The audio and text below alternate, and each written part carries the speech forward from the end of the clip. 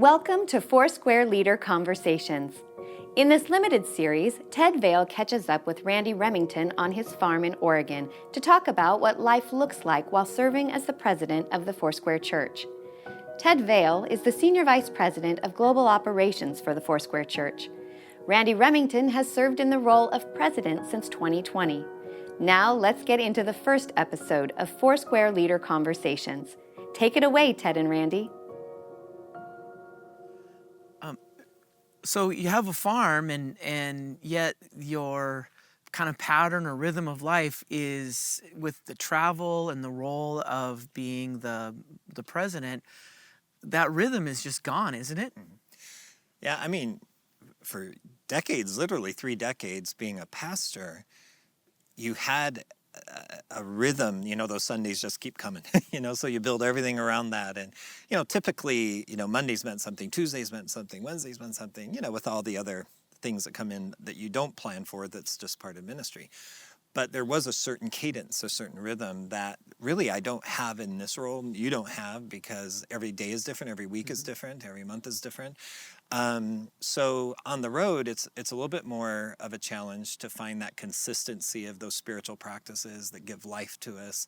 But when I'm here, it's easier to find that comfortable place of familiarity of just like, it's conditioned behavior almost. It's like, oh, my alarm goes up, I know I pray here, and I'll go on a walk and I'll pray there, or I sit up in the gazebo and I pray there. And those are like the power of a place, not only having a plan, but sometimes the power of a place that you just trained yourself that when I go there, everything else gets put aside, and this is me and Jesus time. So It's got to be nice after you've been traveling and you just drive up and you get to the end of your driveway and... Yeah, we have about a quarter-mile little gravel lane here through the trees, and when I just turn off the main road and come up our lane, it's like I take a deep breath, and it's like the blood pressure starts dropping, and this has been a gift from God to us. We're grateful. We hold it open-handed before the Lord like that, because He may say tomorrow, okay, I want you to move here, but for now in this season of our life, it really is a refuge for us. And like I said, it's with deep gratitude that we just are kind of living here before the Lord, and it's quiet, and it's a lot of work, but it's I was gonna say, it's not without responsibility. You don't just like hire all this out to people. You're doing. Yeah, and Sandy are doing. Yeah, we moved here a year before I entered into this role, and I don't think we anticipated this project with me being gone all the time. So that has its own issues and questions around it, to maintain everything and stay on top of stuff. It has maybe slowed down the pace of some of the things that we wanted to do here, and maybe those will be for a future date. So. Yeah, I remember like sometimes the calls that we were on early on and be like, sorry for the noise, lumberjacks are here. So something like that. Taking down these major, huge fir trees. And, we have chickens, and, we have the goats, which are pointless. The beehives are fun, but the big gardens and just the thoughts that we have about the woods above us here, about 7 acres of standing timber. We have some apple trees and some blueberry plants, and some the kind of the fruit, the planting, the food that we eat and share with others. Not zucchini. Nobody likes zucchini. People like honey, though. Like giving honey. Yeah. So, and then we have a lot of lavender plants because we're experimenting with the idea of maybe someday in our twilight years being a lavender farm here. And so. And you have family, you have grown kids, and I'm sure they love to come out here too and hang out sometimes. Yeah, this was not their home of upbringing, so they don't have childhood memories here, but we forged a lot of new memories in this season of life. And my boys are all grown and out of school and launched, but yet 2 of them are here in the city, 1 still in the Northwest, so we get to see them with real frequency. And of course, they walk in the door and food gets put in front of them, and and I'm still always paying for golf somehow. I don't know how that works. So, yeah. I was thinking, I think we've known each other for almost 30 years, and in all of those years, you've never been an indoor cat totally. You've been indoors, but also really outdoors too. So this has got to fulfill something for you. I was actually, I grew up in southern Michigan on a 60-acre working farm. And a lot of friends of the family that were dairy farmers, lakes, fields, orchards, barns, So animals, livestock. So that was really kind of normative all summer long, all year long. Then in ninth grade, we moved to Wyoming, and I ended up working on a ranch all the way through my 4 years of high school. And so just a lot of working with livestock, building fence, baling hay, shoveling stalls, branding cattle, it's just kind of in us. Sandy, raised as a city girl, but always had country in her heart. So this was always our lifelong dream of, when we got married 35 years ago, we thought, wouldn't it be great to have some country, country property one day? Yeah. Wow. You had to mention Michigan. Speaking of Michigan.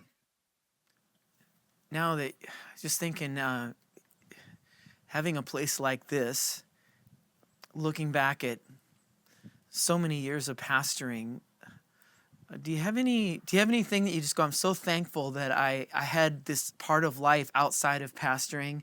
And do you have any regrets or things that you go, what, if I had it again, I'd probably tweak this? Just thinking about kind of hobbies or just kind of life outside of the day in and day out pastoral leadership. Yeah. I think it's hard to compartmentalize ministry and family life. And I think sometimes there's a frustration when we try to, the Holy Grail is balance in life and ministry. And we just decided, our life, we're ministry people. Our life is ministry. So our home is going to be ministry. The church, wherever we're at, we're ministry people. But we do recognize the sacredness of our home as a place of priority in our lives, as raising our children as our first ministry before the Lord. And we knew we couldn't fail at that one. That was probably the most significant place of ministry for us, as most of us would prioritize our church and family, or prioritize our family first. I always think we don't live by urgency, we live by priority. So, and I'm choosing those priorities, and I could let the tyranny of the urgent and the demands and expectations of others determine for me what's most important, or I can. And so, like people have said, you're going to disappoint somebody. You might as well pick who you're disappointing. But I didn't want to look back with regret. I mean, there's always things I'd do different as a parent, but there are some things I'm really glad we were intentional about. I was home for dinner about 5 nights a week on average. I coached all my kids' sports teams, and I still worked 55, 60 hours a week at the church. So, but again, it wasn't like I took off this hat, now I put on this hat. It's like there's a seamlessness. This is who I am. I'm the same person here that I am at church. It's not like I change, but yet the priority of focus and purpose changes in each setting. And so my kids never fought for that. They never saw me disproportionately giving myself someplace else with nothing left to bring home. And that's like when you took over the church plant or the start. Those were the same values when you had a really, really small church versus, when it was a larger church. Same values. Yeah. Yeah. And again, there's those things that we seek first, the kingdom of God and his righteousness. And there's this one thing I do, I press for that which is ahead, or Mary has chosen the better thing. And at the end of the day, I want to know that I did not neglect the things that were only mine to tend to. And I do know in ministry, we all have points of pain and points of regret, but I just knew we weren't going to get a do-over. And so I said no to a lot of things in that season of life, to say yes to that as a priority. I kind of got made fun of a lot in Foursquare because I'd be the one who would show up for the meetings and then half day later I'd be gone. And it's like, because I was coaching a game or something. And I served and gave myself where I could. But then I just had to pick my spots and knew that this life is seasons. And in this season, it's going to mean this. But yeah. And that's why actually this farm is like something Sandy and I share together in, because right now in this role, it's hard for us to share ministry in this season of our life. Right. She has her own kingdom purposes now in her own community and places she even serves and works, and supports me obviously, but she can't partner with me in this role like we did when we were pastoring. And yes, this brings us, our family, and even this farm gives us kind of a unique shared purpose. I don't care so much for the gardening, but I love the chainsaw. It's like call it a little chainsaw therapy or tractor therapy. Yeah. And if I'm not mistaken, you like the barbecue more than the indoor indoor range. Yeah. When we redid all of our back patio, this is our COVID project all back here. We made sure that we plumbed the propane line to be part of the barbecue. So no, I can do the meat thing, but I don't. Nobody else wants me to do the other either. So. I was just thinking about how important sacred space is, especially in ministry, because we all realize that you can't go to a restaurant and see somebody who needs prayer and say, sorry, I'm not on the clock right now. I mean, you're going to minister to people. And even sometimes it's going to happen even at your own home.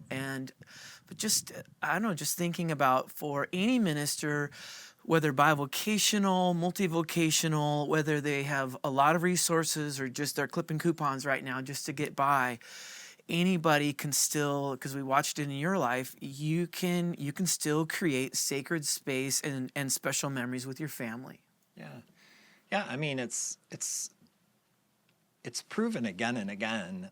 There's data for it that what is significant in the development of a child and the well-being of a child isn't these just big epical kind of moments or events or vacations, but it's just the consistencies of presence and the little things, of intentionality and prioritized time. And so we've been blessed in getting to have some kind of nice vacations in our story, but our boys around the table, they'll still talk about throwing the baseball in the backyard of our home in town, and all the different just family moments, the laughter, the things in our house, the stories I wish they wouldn't remember that they love to repeat and tell. So yeah, I remember Susanna Wesley. I think it's she would have she had so many children, and that she would put a big old drape over her apron over her head in the kitchen and kneel down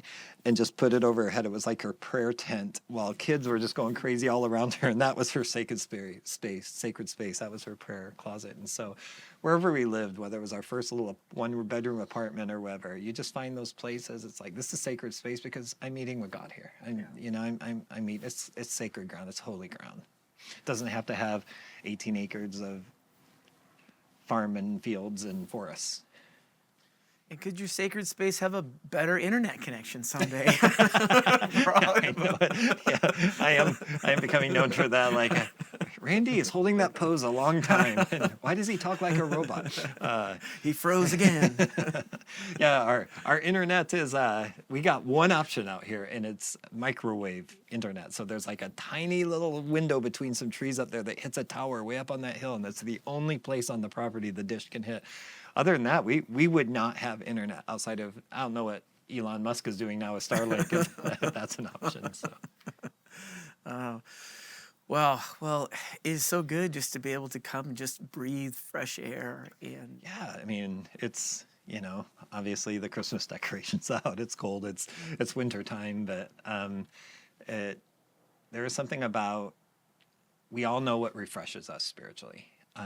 For some people, this may not do it for them, but we all need to find that thing that just seems to, we feel closer to God there. Like, this just fills my soul, and I think I would want that for anybody in ministry, that there's a place they can drive to, or there's a place they can frequent, or a place they can go to, that it renews their soul. I know you like golf, but I think golf is special, especially because you like to golf with your boys. And so I think that makes that fun. Yeah, golf is the culprit to be outdoors and to be with others. How I golf is really incidental. Actually, I always say I like to go golfing because I want to find out what's in my heart. It's like golfing has a way of like...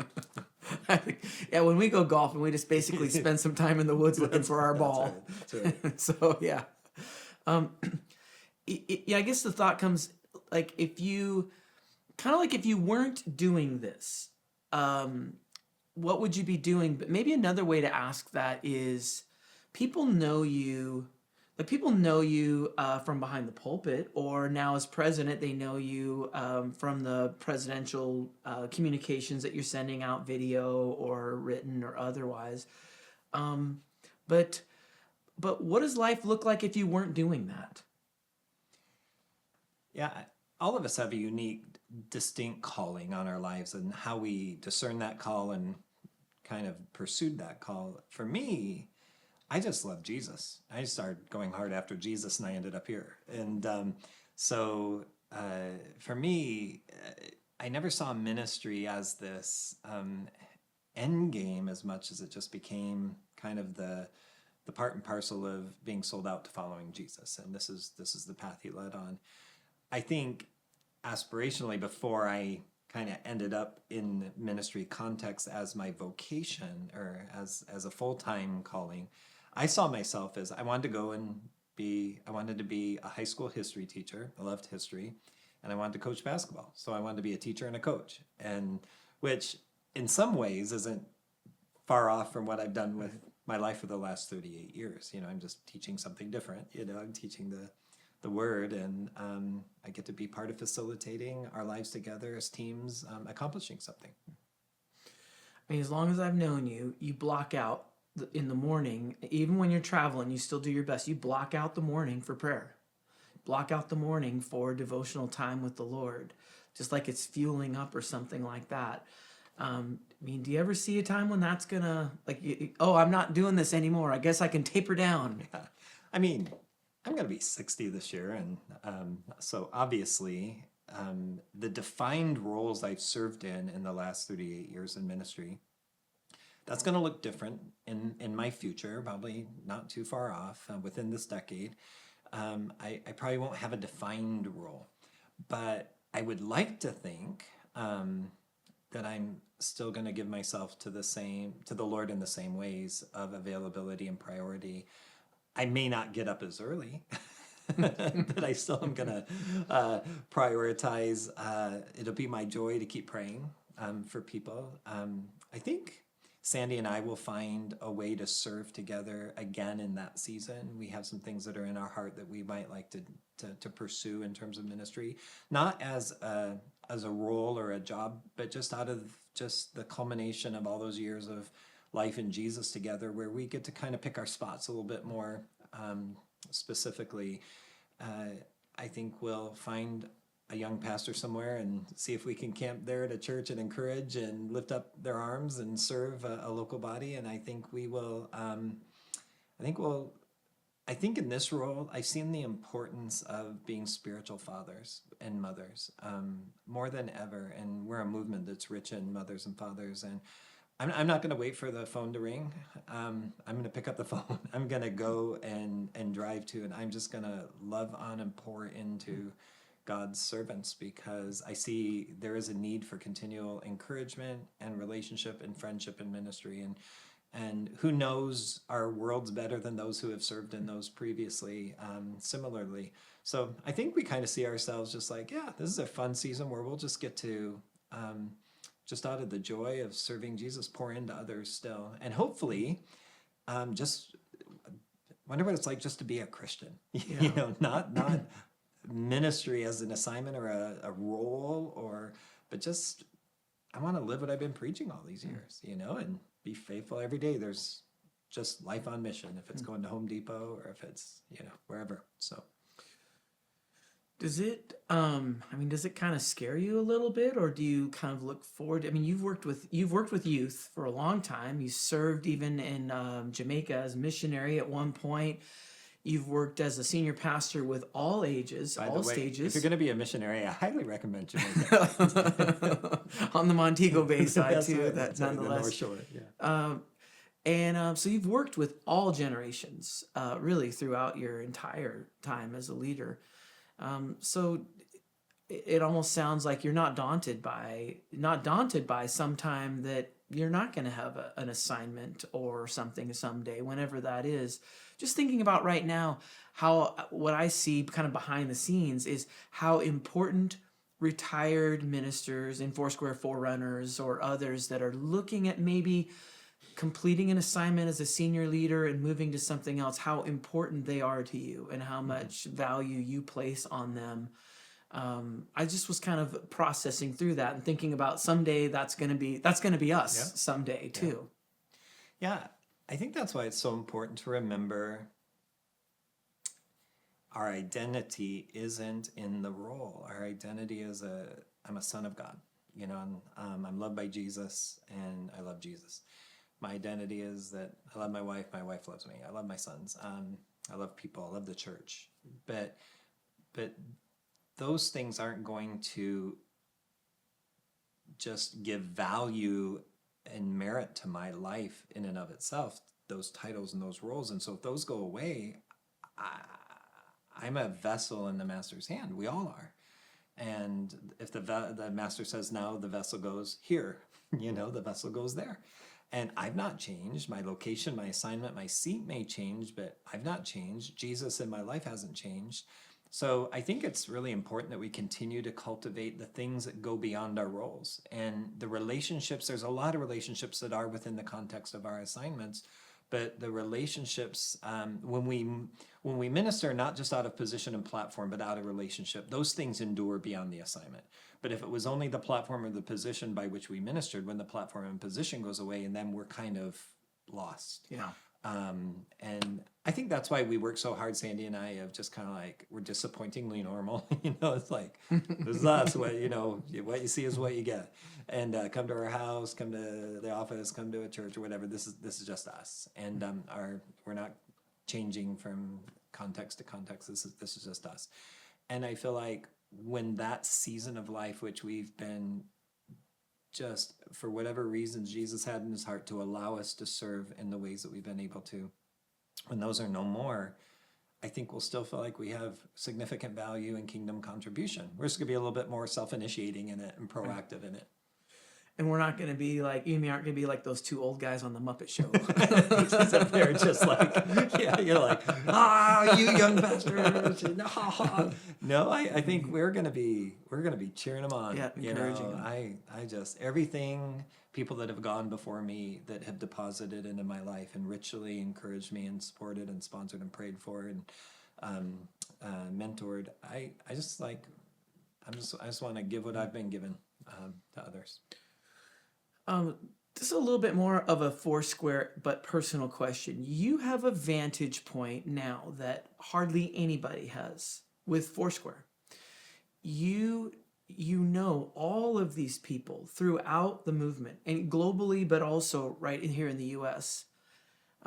What makes you really excited about the future and knowing all the potential possibility and all the people as well? I realize this is such a broad question, but just I guess just kind of off the cuff and even talking about our spiritual life of things, what's a couple things that just jump out that you go, I really look forward to that?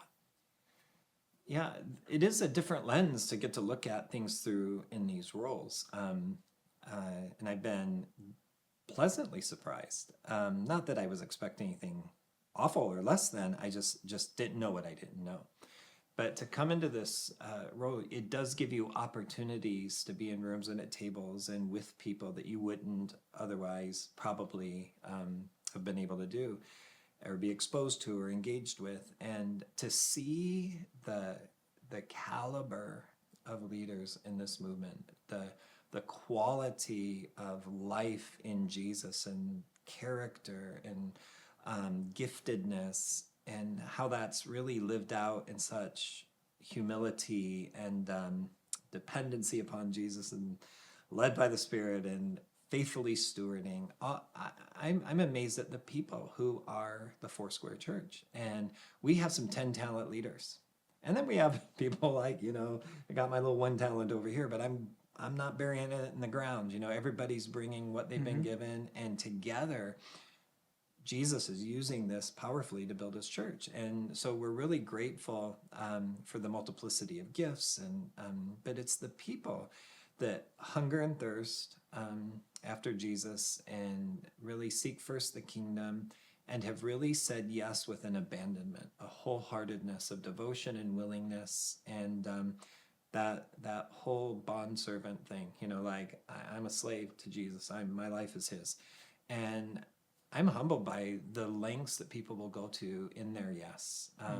They'll leave family and friends and home and familiar to go to different parts of the world and to go to different places and spaces. And so that willingness, I think that's what gives me the greatest hope, because there is a interdependence and there is a contending and a commitment for all of us to reach to the generation behind us, to enfranchise and bring into. So there's this continuum that we've been a part of when we were young. Somebody reached to us and included us and brought us into the family and gave us opportunity. And I just see that happening all over the world, and I see that happening here in the U.S., and that gives me the greatest encouragement. That because at the end of the day, the structures and programs and everything else can go away, but people reaching to people, that's what makes us Foursquare. And Foursquare can mean, I think, depending on where you're at and what your role might be, it has different ways of people might see it. I think for you, I guess maybe a question people would have is, especially for leaders in a role like this, are you the same person? Are you the same person here at your house that you are when I see you on the stage? Yeah. We know in ministry, we didn't come out of some magical pool of people somewhere. It's like Paul looks, I was the least of these. I was the worst of these. I think I'm a pretty bad performer. I cannot pull off fraudulence or faking something that I'm not. I just have to.